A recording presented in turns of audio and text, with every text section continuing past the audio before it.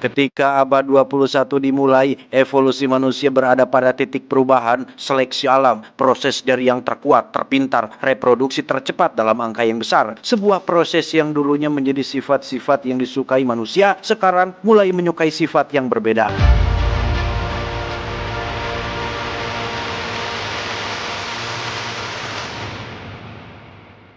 Dulu, kebanyakan ilmuwan memprediksi bahwa masa depan akan menjadi lebih beradab, lebih pintar, lebih sopan, santun, dan damai. Faktanya, sebagian dari generasi muda saat ini banyak yang berpakaian seenaknya, melenggak-lenggokkan tubuhnya untuk dikonsumsi semua orang yang bukan muhrimnya. Banyak kasus murid melawan guru, bahkan tidak sedikit yang sampai berani melakukan kekerasan kepada yang lebih tua, sehingga bisa disimpulkan bahwa evolusi tidak selalu menambah kecerdasan. More intelligent. But as time went on, Yang paling miris adalah banyak keluarga yang sejahtera dan punya pendidikan baik justru memutuskan untuk menunda-nunda punya anak dengan alasan takut mengganggu pekerjaannya. Sebaliknya, keluarga yang kurang sejahtera dan kurang dalam pendidikan justru malah hobi sekali membuat anak, sehingga apa yang terjadi dalam kurun waktu sekian puluh tahun bahkan ratusan tahun, manusia-manusia dalam tanda kutip bodoh menjadi kaum yang lebih dominan dan memenuhi permukaan bumi ini. although few if any seem to notice. But in the year Dan inilah terjebak dalam dosa. Loh, dan inilah idiokrasi. Pada tahun 2005 di markas militer Amerika Serikat, ada seseorang yang mungkin akan mengubah sejarah dunia. Dia bernama Joe, seorang tentara yang bertugas sebagai penjaga perpustakaan militer yang kebetulan mendapat tugas baru untuk menjadi subjek dalam sebuah proyek rahasia militer. Tak sendiri, ada juga seorang mantan kriminal bernama Rita yang juga akan ikut, di mana proyek ini sendiri adalah untuk menguji sebuah hibernation pods atau kotak pembeku atau kotak tidur panjang. Joe dan Rita akan dimasukkan ke dalam kotak tersebut selama kurang lebih 1 tahun. Dan ingat, proyek ini sangat rahasia. Saking rahasianya, hanya jenderal dan beberapa stafnya saja yang mengetahui tentang proyek rahasia ini. the Human Hibernation Project was one of its most secretive. Belum 1 tahun acan, proyek ini harus tenggelam bersamaan dengan ditangkapnya sang jenderal berikut para stafnya gara-gara kasus korupsi dana kaos kaki militer, sehingga Joe dan Rita harus terlupakan dengan diruntuhkannya gedung fasilitas rahasia tersebut. Joe, but they were even worse for men. Seiring berjalannya waktu, kecerdasan manusia semakin lama semakin menurun, bahkan mencapai tingkatan terendah dari kecerdasan seekor beruk Galapagos, sehingga coba tebak apa yang terjadi. Permasalahan dasar seperti sampah sulit untuk mereka pecahkan karena para pemikir dan ilmuwan sibuk mencari cara untuk mencegah kerontokan dan mempertahankan ereksi supaya tahan lama. Frightening rate. Were focused on conquering exploded and intelligence. Tepat pada tahun 2505, tumpukan sampah akhirnya menjadi seperti gunung-gunung yang menjulang tinggi hingga terjadi longsong besar yang tak sengaja membuat pods milik Joe akhirnya terbuka.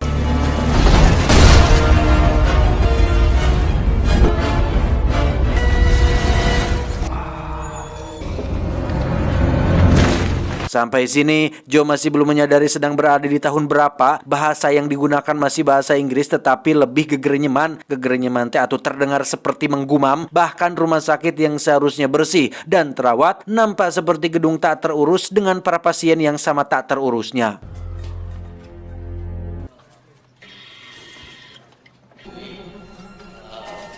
Maksud hati ingin menghubungi pangkalan militer tempatnya bertugas, Joe malah diarahkan pada seorang dokter yang melakukan pemeriksaan tidak jelas yang pada akhirnya membuat Joe sadar jika dirinya telah tertidur selama kurang lebih 500 tahun.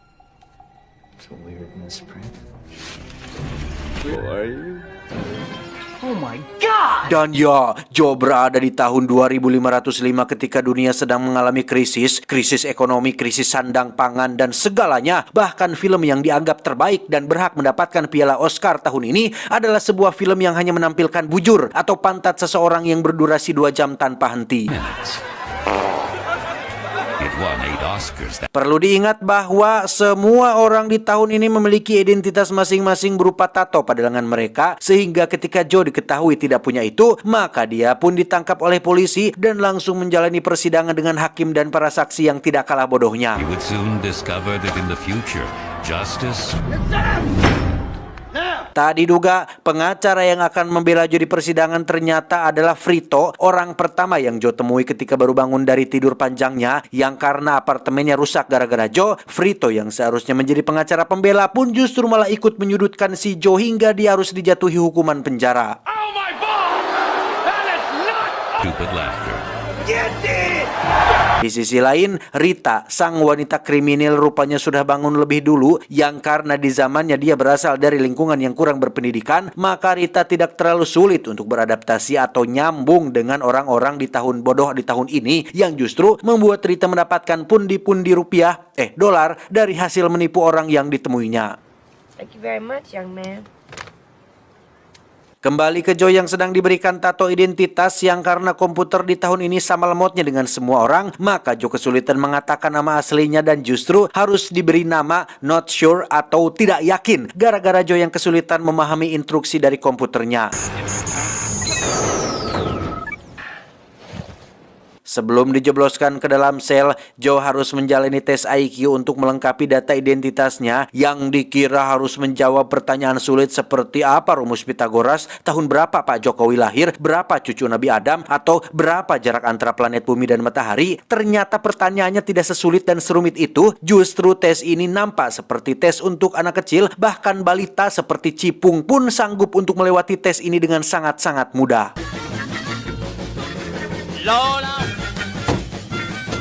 Tiba di penjara, Joe jelas akan menjadi bulan-bulanan semua narapidana IQ rendah di penjara ini, sehingga dengan memanfaatkan kecerdasan standar yang dimilikinya, Joe berhasil mengelabui seorang sipir seperti sedang mewaduli seorang anak kecil.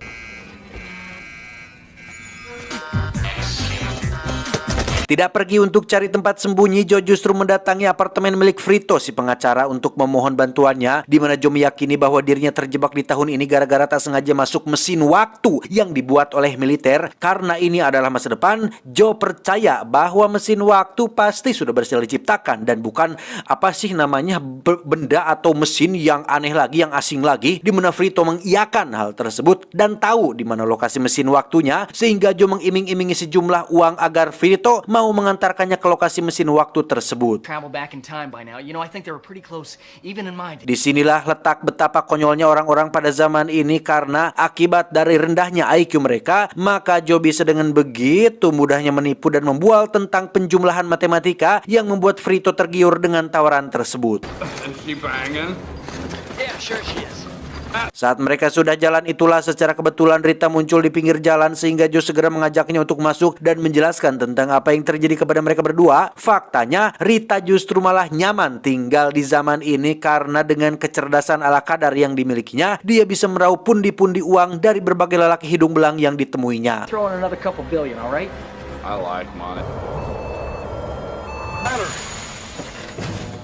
Dan ya, tepat saat mobil Frito mogok, muncullah beberapa petugas kepolisian yang datang untuk menangkap Joe, di mana aksi penggerebekan dan penangkapan ini sangat amat belegug sekali. Saking belegugnya, salah satu polisi bahkan salah mengarahkan bazukanya yang justru malah menimbulkan kecelakaan pesawat. Setelah melakukan perjalanan yang cukup jauh, tibalah mereka di sebuah kota yang penuh dengan orang-orang yang tidak kalah bodohnya, yang karena Rita pergi ke toilet dan Frito masuk ke dalam kereta, membuat ketiganya harus terpisah satu sama lain, dengan Joe yang berhasil tertangkap oleh beberapa polisi yang sedang mengejarnya. Alih-alih akan kembali ke penjara, Joe justru dibawa ke White House alias Gedung Putih yang menjadi kediaman Presiden Amerika Serikat pada tahun itu, di mana Joe benar-benar terkejut saat mengetahui alasan kenapa dia dibawa ke sini, bahwa ternyata Joe dinyatakan sebagai orang paling pintar di dunia setelah berhasil mengerjakan tes IQ dengan nilai yang sempurna. Dan betapa terkejutnya Joe saat baru mengetahui jika Presiden Amerika Serikat di zaman ini ternyata bukan berasal dari kalangan politikus, melainkan seorang pegulat Smackdown sekaligus mantan pemain film dewasa bernama Camacho. Ini babangusnya, sehingga lagi-lagi Joe harus dihadapkan pada sebuah fakta bahwa semua orang pada zaman ini sudah tidak lagi peduli terhadap latar belakang pemimpinnya. Yang penting terkenal, punya banyak followers, dan bisa tampil baik di media. Itu sudah cukup untuk memimpin sebuah negara. Damn, could look like a peanut. Di depan rakyatnya, Presiden Camacho mengumumkan bahwa Joe adalah orang dengan IQ paling tinggi dalam sejarah alias orang paling jenius dan cerdas dalam sejarah, sehingga Joe ditunjuk sebagai Menteri Dalam Negeri yang akan menyelesaikan permasalahan dunia yang salah satunya adalah bercocok tanam demi untuk memenuhi kebutuhan makanan mereka yang saat ini sudah pada level krisis.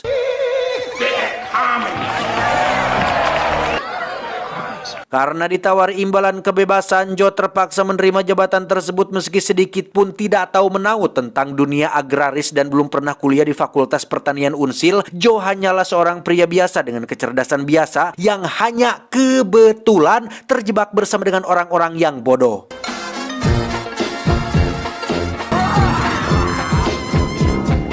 Karena tak mungkin melakukan ini sendirian, Joe pun menunjuk Frito sebagai penasihat pribadinya yang karena Frito tidak lebih pintar dari seekor landak Guatemala, maka Joe justru malah semakin pusing dengan semua nasihat dan saran-sarannya. Okay, let's go take a look at those crops. Especially the one. Tak hanya Frito, Joe juga meminta Rita untuk dijadikan penasihat keduanya, yang mana ini adalah bagian dari rencana Joe untuk bisa kabur ke lokasi mesin waktu bermodalkan peta yang dibuat oleh si Frito. Namun karena petanya tidak jelas dan tidak pararuguh, maka Joe dan Rita pun membatalkan rencana tersebut. Way to go, Frito. You know what?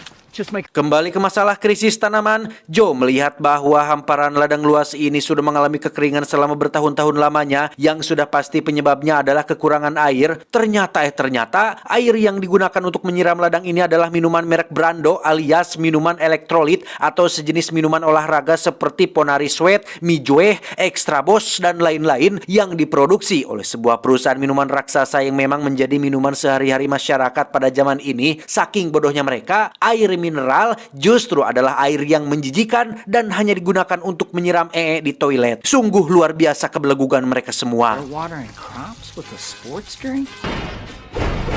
EA and the FCC, the basic component of all life. Dengan penuh kesabaran dan kelembutan, Joe mencoba menjelaskan bahwa air adalah sumber kehidupan untuk semua makhluk hidup termasuk tanaman, dan minuman olahraga merek Brando yang mereka semua konsumsi selama ini adalah minuman elektrolit yang tidak memiliki kandungan yang cukup untuk menumbuhkan tanaman. Namun meski mulut Joe sudah berbusa-busa menjelaskan semua hal itu, para staf kepresidenan tetap tidak mengerti, sehingga Joe memilih jalur alternatif, yakni dengan mengklaim bahwa dirinya mampu berbicara dengan tumbuhan. Finally gave up on logic and reason. Electrolytes were salts that had been singered over time to the Dust Bowl, as Secret's Bowl would end.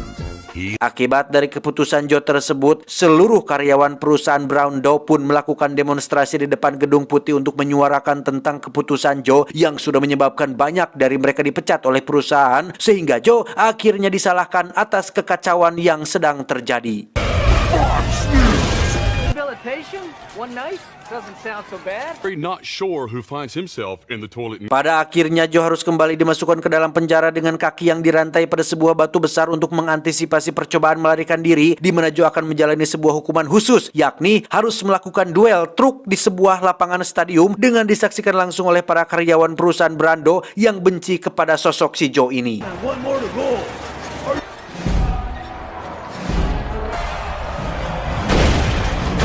Yang menarik adalah Joe akan melawan 2 truk penghancur beserta 1 truk raksasa yang ukurannya terlalu besar, saking besarnya bahkan menghancurkan stadium ini. Sedangkan truk yang akan Joe kendarai sendiri merupakan mobil biasa dengan senjata yang diambil dari mainan kesukaannya Mbak Mia Khalifa, sehingga akan cukup sulit bagi Joe untuk menghadapi masalah yang satu ini, terlebih lagi ketika batu yang mengikat kakinya harus dibawa tepat di atas mobilnya.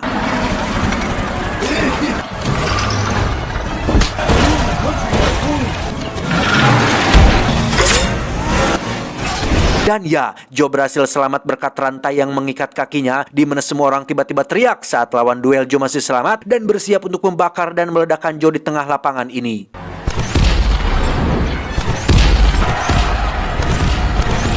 Di tempat lain, Rita dan Frito nampak kasihan melihat nasib Joe yang harus menjadi bulan-bulanan semua orang yang ada di kota, di mana Rita tak sengaja melihat satu tanaman yang tumbuh tepat di pengarakan rumahnya, sehingga mereka berdua segera meluncur ke stadion untuk memberitahu Presiden Camacho tentang keberhasilan ini. Frito, come here, look! Come on, Frito, hurry! It's working everywhere! Come on, Frito, hurry. Karena Rita dicegat penjaga dan Presiden Camacho terlalu fokus menonton, Rita pun harus menggunakan cara lain atau alternatif lain untuk membuat Presiden dan semua orang melihat semua tanaman di ladang, yakni dengan membayar seorang kameramen amatir untuk pergi ke tanah ladang dengan ditemani oleh Frito yang akan menjadi penunjuk jalannya. Wanna make some money? I like money.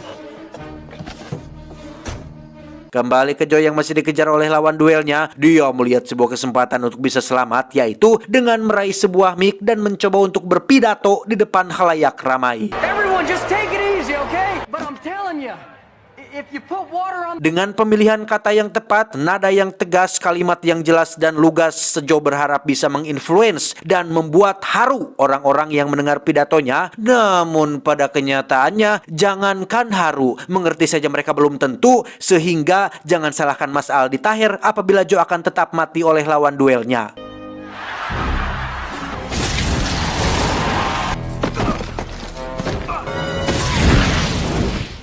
Dan ya, Presiden Camacho pun menyelamatkan nyawa Joe setelah Rita dan kawan-kawan berhasil menampilkan tanamannya di layar kaca, sehingga Joe akhirnya dibebaskan dari tuduhan dan menjadi pahlawan untuk semua rakyat Amerika Serikat.